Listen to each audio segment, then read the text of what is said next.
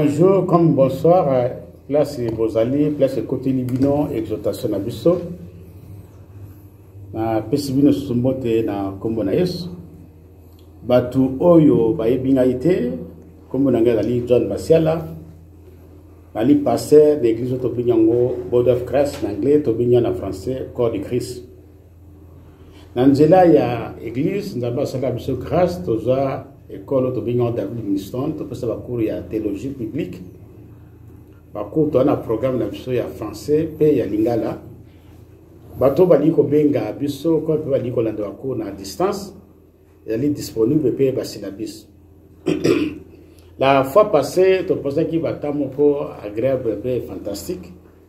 Dans le principe, tu as dualité d'accomplissement. Tu as Nzambe, Azali na makamusa ko sala gaso bozali deux personnes. Par exemple, à ABC, Batomi Balé, ceux qui passent à gagner des baboti, le principe ne s'accomplit. Le Tolbaki, moi, c'est à quoi le bâté, moi, Nazali aye. Mon balé à quoi le bâté, moi, Nazali aye. Et Zali a baromi balé parce que promesse s'accomplit, l'air va mi balé, basangana qui ont bengi, de nature, ceux qui va coutaner pour pas achever le komoko. Donc, pour exemple, monsieur Tolbaki, Bekam, Azali Nambongo, mais Azali qui n'a besoin de a aider dans la mathématique pour la moine naïe. Donc, il faut compléter faiblesse naïe pour aider la mathématique. Et entre le baki, dualité accomplissement, Azali, dualité exhortation, Azali malade, dans le baki, dans l'air, nous sommes un plus. Pour obakisa po ikokisa moko ya mwana na télévision na biso pour ça qui programme ya implicite mais faut to mona obakisa implicite na connaissance na biso lelo na ngolo biloko susa mutuya ndenge nzaba tsenga na care ndenge to bi homme de Dieu azali comparable comme un artiste avant d'être toujours na isolement pour nzamba pesa ye tableau eloko ko pambula libota na nzambe na poko na lelo na ngito partager na bino sur na principe na kati ya Bible bingango les déjà et les pas encore, les déjà et les pas encore. Donc il y a pas promesse monsieur Nzambe a pesa biso elle est déjà mais ça accomplit na noté il y a autre bingango promesse en tozo bingango principe les déjà et les pas encore.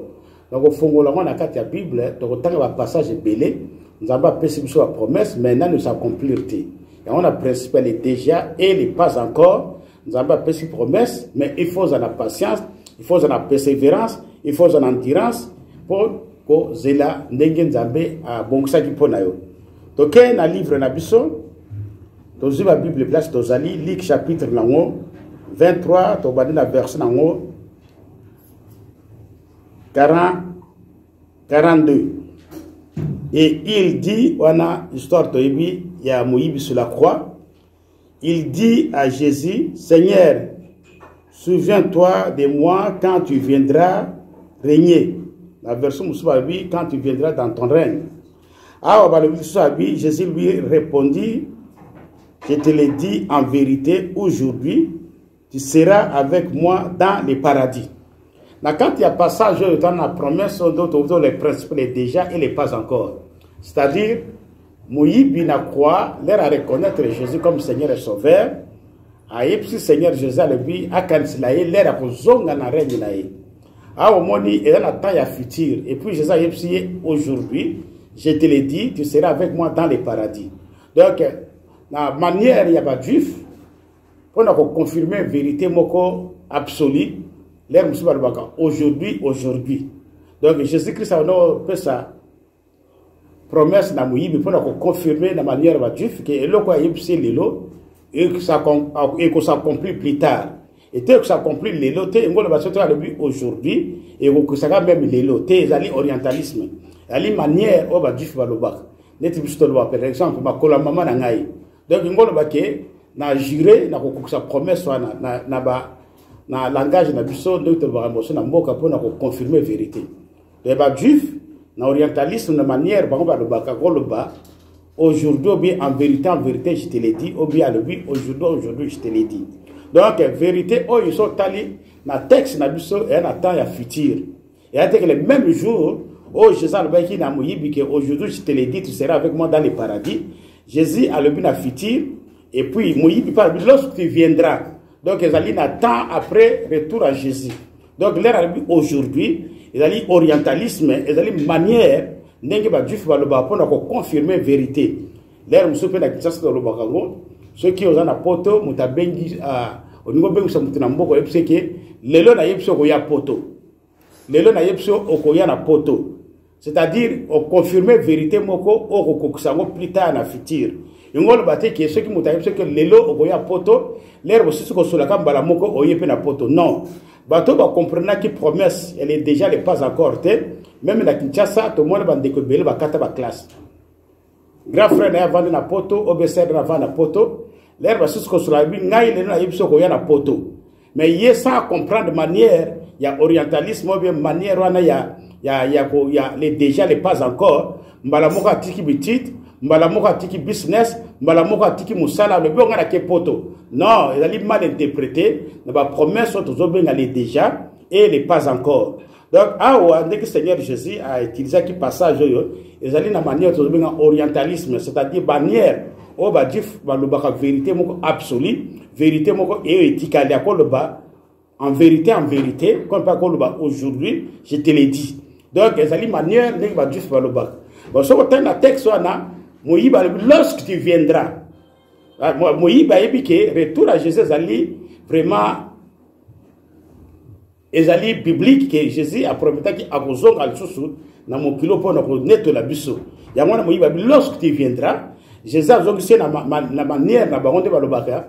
Aujourd'hui je te l'ai dit, tu seras avec moi dans le paradis. Et nous va que le même jour Moïse va dans le paradis na Jésus. Non, so quel va texte biblique le jour où on est landaki l'air va crucifier Seigneur Jésus. À quelle sacrification après tout, à quelle tombe, à cela qui 3 jours. Mais ce que aujourd'hui, je te le dis, tu seras avec moi dans le paradis. Aujourd'hui, il y a une contradiction. Parce que Jésus, cela qui 3 jours na tombe, après 3 jours, à cela 40 jours sur la terre, à banu comme il monde, la mission ya bateau, si là, avec ça l'ascension, avec au mat. Alors, ce que dit que, texte, ça dit que le même jour, Moïse va dans le paradis, ils allaient incorrect, ils allaient erroné. Il y a un principe, elle est déjà les pas encore. Il faut que le principe, pour ne voyez pas, qu'on précipité, pour ne voyez pas, qu'on a na patience, que vous promesse. Il y a un qu'on a attention, na ba promesse, autre lobby, les déjà et les pas encore, ils allaient principe. Il y a un l'air, nous avons besoin de bakuk à lobby, et zalawana, j'ai patience, style, oh, il faut s'accomplir. Abakouk a vu promesse, mais le but est que nous avons accompli le même jour. Il y a moins de blagues dans Abakouk, c'est là, ça la patience et vous s'accomplir. De la promesse en Dengana, de la principe, théologiquement, les principes, les déjà, et pas encore. Nous avons appelé cette promesse, elle est nécessaire, maté, que promesse, on va le même jour. Dès que la Bible est allée dans le livre de Deutéronome, 29, les choses cachées à partir de l'éternel, c'est qui est révélé à nous. Nous avons encore révélé le déjà, mais il faut la patience. Le monde va révéler qui jour il y a salut à travers le livre à Genèse chapitre 3 verset 15 que moi na robota makomyata nyoka il ngola que le même jour l'air Adam à concevoir moi na robota makiranta nyoka non moi na balobaki na kati ya Genèse chapitre 3 verset 15 et un principe toujours na rozo tana ko fongola principe chose ali na principe de zonga progression en révélation mais il y a qui est déjà et le pas encore. Promesse et pesami, mais ça accomplit le même jour. Il faut laps de temps, il faut la patience, il faut la persévérance, il faut l'endurance, il faut l'accomplissement. Il y a un passage là. Même penser que Jésus a dit dans le livre, il y a Marc 11, dans 24, tout ce que vous demanderez en prière, croyez, vous l'avez reçu, et vous le verrez, c'est accompli. Donc, au singulier, que le même jour, nous avons repéré ça et que nous avons repéré dans temps opportun. Comme il y a d'aller mettre à temps dans la circonstance, nous avons la croyance, nous avons repéré ça. Et là, on dit que nous avons c'était le principe parce que nous avons l'église. C'est-à-dire, nous avons atteint ça, nous avons bloqué, nous avons la précipitation, la salle ministère et puis il y a un chèque. Mais alors, nous avons atteint ça. Mais là, nous avons atteint ça qu'il y a un temps où nous avons comme la maturité, où nous avons comme des preuves pour atteindre la maturité, pour que sa promesse n'aille. Il y a un temps que chaque chose a son temps, et puis tant nous avons mettre à temps dans la circonstance. Le principe est très capital.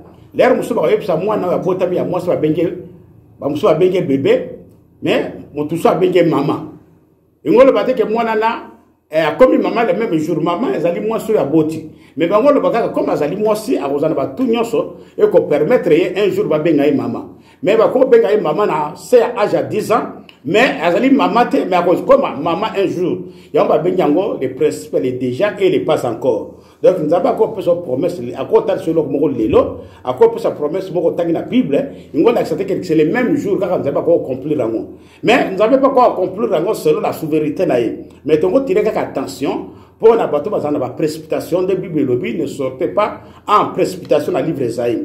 Donc le principe autolobby est déjà et n'est pas encore. Donc nous avons fait sa promesse, nous avons la patience, nous avons l'endurance continuer qu'on remercier et qu'on s'accomplir parce que nous avons à consacrer.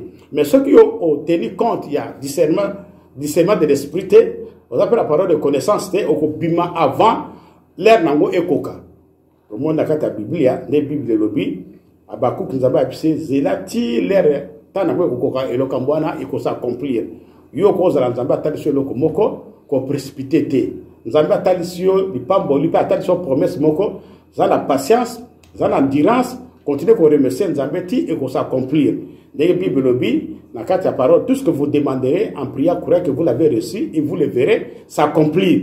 Donc, Nzamba promet sur la Bible, oh, le bon Dieu n'a pas ça, mais Zalana, Zélatan ya Nzambé. Dans la Bible lobby, ne précipitez pas. Les mêmes promesses, va ça qui, na Mouyibi, t'es sur le retour à Jésus-Christ. Tant que retour à Jésus-Christ, on est comité, Mouyibi, azali toujours na Saint Abraham. Notre auteur, autant, c'est la il y a Biblia, Barobi. Lorsque tu viendras, Jésus a dit aujourd'hui, je te l'ai dit en vérité, tu seras avec moi dans le paradis. Mais Jésus a dit 3 jours dans ces Yakunda, na katasa ma béni a ressuscité, et puis na mukilile a bimi a sali 40 jours.